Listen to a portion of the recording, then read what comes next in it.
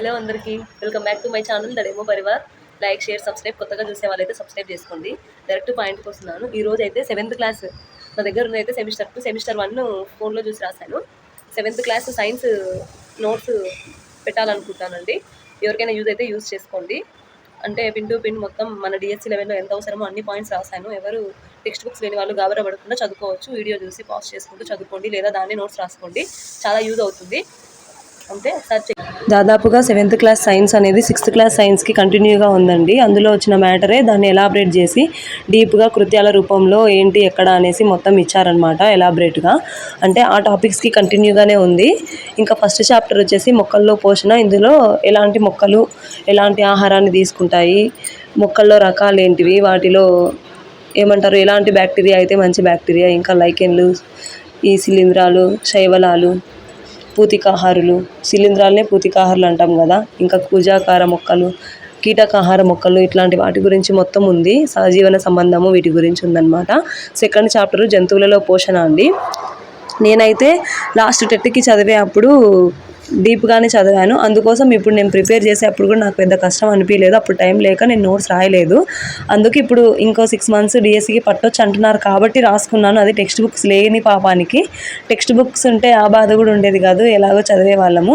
కానీ ఇలా రాసుకుంటే చాలా బెటర్ అండి. మీరు కూడా ఓన్గా ఇది చూసి రాసుకున్నా ఓకే, లేదంటే టెక్స్ట్ బుక్ చూసైనా రాసుకోండి. ఎందుకంటే ఒకసారి రాసుకున్నది చాలా వరకు గుర్తుంటుంది అనమాట. సెకండ్ చాప్టర్ జంతువులలో పోషణ అండి.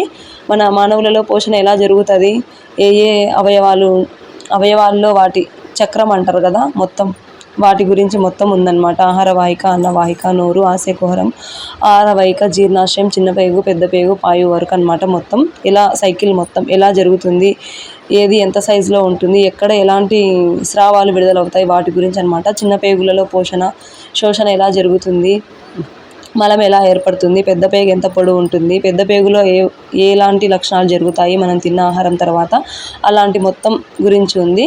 ఇంకా గడ్డి తినే జంతువులలో జీర్ణక్రియ ఎలా జరుగుతుంది, నెమరు వేసే జీవులలో ఎలా జరుగుతుంది, వీటిలో ఎలాంటి భాగంలో నిల్వ చేయబడుతుంది, ఎలా వాటి పోషణ ఎలా జరుగుతుంది అనేది ఉందండి. ఇంకా ఏకణ జీవైన అమీబా గురించి కూడా కొంతవరకు ఇచ్చారు. పెద్ద ఎక్కువ మ్యాటర్ అయితే లేదు వీటి గురించి కూడా. ఎలాబరేట్గా ఏమైనా 8th క్లాస్లో ఇవ్వచ్చేమో కంటిన్యూషన్గా. ఇంకా పోషణ సైకిల్ గురించి ఇచ్చారు. అంతర్గ్రహణము, జీర్ణక్రియ, శోషణ, స్వాంగీకరణం, విసర్జన అనే సైకిల్ గురించి. ఒకసారి అందరు నిదానంగా పాస్ చేసుకుంటూ చదువుకోండి. చాలా యూజ్ అవుతుందండి నా నోట్స్. ఎవరికైనా డౌట్స్ ఉన్నా కామెంట్ చేయండి, నచ్చకున్నా కామెంట్ చేయండి. నేను ఏదైనా చేంజ్ చేసుకునేది ఉంటే చేంజ్ చేసుకుంటాను. Third chapter ఉష్ణము. థర్మామీటర్ల గురించి ఉందండి. ప్రయోగశాల థర్మామీటరు, గరిష్ట కనిష్ట వాటి గురించి. ఇంకా ఉష్ణ బదిలీ ఎలా జరుగుతుంది, ఉష్ణ వహనం, ఉష్ణ సంవహనం, అధమ ఉష్ణ వాహకాలు, వీటి గురించి ఉందన్నమాట. ఉష్ణ పూర్తి వాహకాలు, ఉష్ణ బంధకాలు ఏవేవో వాటికి ఎగ్జాంపుల్స్ ఏవో ఇచ్చారనమాట. కొన్ని చాప్టర్స్ చాలా తేలిగ్గా ఉంది, కొన్ని చాప్టర్స్ కొంచెం ఎక్కువ టైం పడుతుంది. ఎందుకంటే వాటి గురించి ఎలాబరేట్గా ఇచ్చారనమాట, అందుకోసం అలా అనమాట. ఇంకా 4th చాప్టర్ వచ్చేసి ఆమ్లాలు, క్షారాలు మరియు లవణాలు.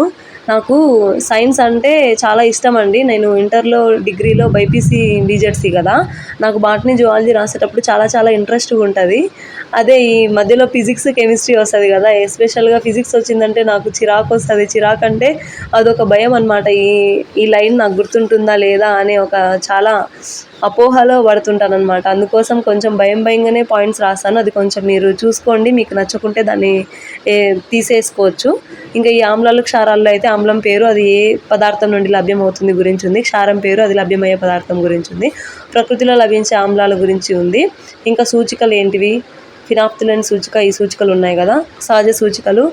ఈ ఆర్టిఫిషియల్గా కెమికల్ సూచిక ఏంటో గురించి ఉంది. లిట్మస్, పసుపు, మందారం పువ్వు అనేవి సహజ సూచికలు అనమాట. ఫినాప్థలిన్ ఒకటి ఆర్టిఫిషియల్. ఇంకా అజీర్ణం అంటే ఏంది, ఆమ్లవర్షం అంటే ఏంది, చీమకాటు వల్ల ఏంటి, మృతికా చికిత్స ఎలా చేసుకోవాలి, దాని గురించి అనమాట. మృతిక ఆమ్లయుతం అయిపోతే దాన్ని ఎలా మనం మళ్ళీ నార్మల్గా సాల్వ్ చేసుకోగలము న్యాచురల్గా అనే దాని గురించి కూడా ఈ 7th క్లాస్ ఆమ్లాలు, క్షారాలు లెసన్లో ఇచ్చారు. ఆమ్లయుతం అంటే ఏం కాదండి, సల్ఫర్ డైఆక్సైడ్ ఎక్కువగా వర్షం రూపంలో పడి మన తాజ్మహల్ లాంటి గొప్ప కట్టడాలు నాశనం చేస్తూ ఉంది అన్నట్టు. గాలిలో ఎక్కువ శాతంలో సల్ఫర్ డైఆక్సైడ్ రిలీజ్ అయినప్పుడు ఆ అవకాశం ఉంటుంది. దాన్నే నేల ఆమ్లయుతం అవి మృత్తికలు క్రమక్షయం జరుగుతుంది. దానికోసం చికిత్స అనమాట. 5వ చాప్టర్ వచ్చేసి భౌతిక మరియు రసాయనిక మార్పులు. భౌతిక మార్పు అంటే ఏంటి, రసాయనిక మార్పు అంటే ఏంటి, వాటి ఎగ్జాంపుల్స్, లోహాలు, వాటి గురించి అనమాట 5th చాప్టరు. ఇంకా తుప్పు పట్టడం అనేది రసాయనిక మార్పు. రసాయనిక మార్పులో కొత్త పదార్థాలు ఏర్పడతాయి, భౌతిక మార్పులో కొత్త పదార్థాలు ఏర్పడవు. ఇదేనండి డిఫరెంట్. ఇంకా రసాయనిక మార్పులో పెద్దగా ఎగ్జాంపుల్ ఏమంటే తుప్పు పట్టడము, ఆ తుప్పు నివారణకు ఏం చేయగలము, పెయింట్ వేసుకోవడం, గ్రీజు పూయడం, ఇలాంటివి సాధారణ మార్గాలు. కొన్ని గాల్వనీకరణం చేయవచ్చు, జింకు పొరను నిక్షిప్తం చేసి. ఇలాంటి చాలా పాయింట్స్, మెయిన్ పాయింట్స్ ఖచ్చితంగా ఈ 7th క్లాస్లో మాత్రం ఖచ్చితంగా ఒక మార్కు 2 మార్కులు వస్తాయని నేను అనుకుంటున్నానండి. స్ఫటికీకరణం గురించి కూడా ఉంది. మన సైన్స్ ఎలా ఉంటుందంటే టాపిక్స్ చాలా ఎక్కువ ఉంటాయి. ఫిజిక్స్, కెమిస్ట్రీ, బాటనీ, జువాలజీ, ఇలా ఇన్ని క్లాసెస్, ఇన్ని టాపిక్స్ చదవాలి, కానీ మార్క్స్ మాత్రం చాలా తక్కువ అనమాట. అదే కొంచెం బాధ. 8 మార్క్స్ కోసం ఇంత చదవాలి, మిగతా 4 మార్క్స్ మెథడాలజీలో వస్తాయి కదా, కానీ తప్పదు కదండి. డిఎస్సిలో నేను చెప్తున్నాను, టెట్లో కాదు. ఇంకా నెక్స్ట్ చాప్టర్ వచ్చేసి జీవులలో శ్వాసక్రియ అండి. ఈస్ట్లో శ్వాసక్రియ, అవాయు శ్వాసక్రియ, వాయు శ్వాసక్రియ, ఆక్సిజన్తో శ్వాసక్రియ, ఆక్సిజన్ లేకుండా శ్వాసక్రియ, కీటకాల్లో శ్వాసక్రియ, నీటి లోపల శ్వాసక్రియ, బొద్దింకల్లో ఎలాంటి శ్వాసక్రియ జరుగుతుంది అని, వానపాము, కప్ప, వీటిల్లో శ్వాసక్రియ ఎలా జరుగుతుంది అనే వాటి గురించి దీంట్లో ఉంది. మొక్కలు మరియు జంతువులలో రవాణా అండి. 7వ చాప్టరు. రవాణా అంటే ఇదే అండి, రక్తం ఎలా రవాణా అవుతుంది, ధమనులు, సిరలు, వీటి గురించి. గుండెకు రక్తాన్ని ఎలా తీసుకెళ్తాయి, ఏ ధమనులు తీసుకెళ్తాయి, సిరలు ఏవి తీసుకెళ్తాయి ఊపిరితిత్తులకు. యాక్చువల్గా మనం చదువుకునేది ధమనుల్లో మంచి రక్తం, సిరల్లో చెడు రక్తం అని. ఇంకా వాటిలో తేరా పుప్సధమని, పుప్ససిరల్లో డిఫరెంట్ అనమాట. ఇంకా విసర్జనకు వస్తే మానవుల విసర్జన మూత్రపిండాల ద్వారా జరుగుతుంది. ఎన్ని లీటర్ల మూత్రం విడుదల చేస్తారు రోజుకి, ఇట్లాంటివి అనమాట.